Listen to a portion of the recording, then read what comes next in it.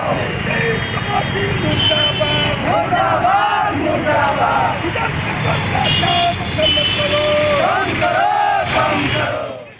के खिलाफ सबके नाराजगी बढ़ रहल बा और सरकार के खिलाफ धरना प्रदर्शन भी शुरू हो गईल बा। कैमूर जिला के भभुआ शहर में जन अधिकार पार्टी के कार्यकर्ता लोग बढ़ रहल महंगाई के खिलाफ आक्रोश मार्च निकललन। सभी लोग हाथ में पार्टी के झंडा लेके बिहार और केंद्र सरकार के खिलाफ जम के नारेबाजी कैलन।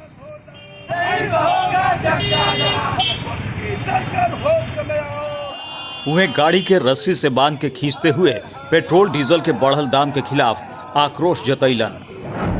हम आगाह कर रहे हैं और सरकार से कह रहे हैं, ये संकेत है तुम सुधर जाओ, महंगाई कम करो, डीजल पेट्रोल का दाम कम करो। आज सबसे अधिक डीजल की आवश्यकता किसानों की है और किसानों के जो बदहाल स्थिति है, आज तुमने किसानों के कमर तोड़ने का काम किया है।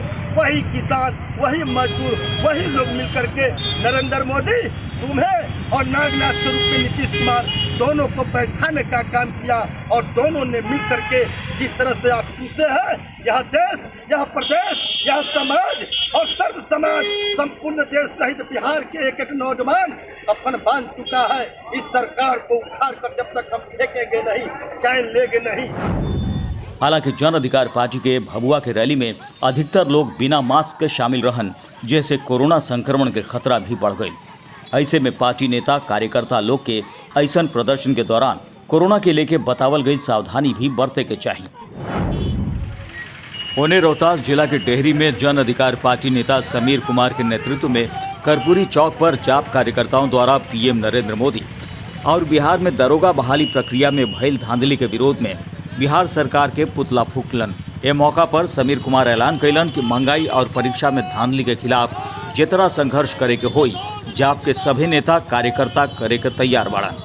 ई कार्यक्रम में विनोद यादव, सुकेश गुप्ता, डॉक्टर हिरानी, मनोज गुप्ता, अनुज पटेल, प्रिंस राज, राम ध्यान यादव, धनजी यादव, विपिन यादव, मनीष कुमार, सुमित कुमार, सैफुल हक, हर्ष कुमार समेत बड़ी संख्या में जाप कार्यकर्ता मौजूद रहन। आपन जिला आपन इलाका के खबर खातिर देखत रही और सब्सक्राइब करी खबरिया भोजपुरी चैनल, जे यूट्यूब पर प्रमुख भोजपुरी न्यूज चैनल बा।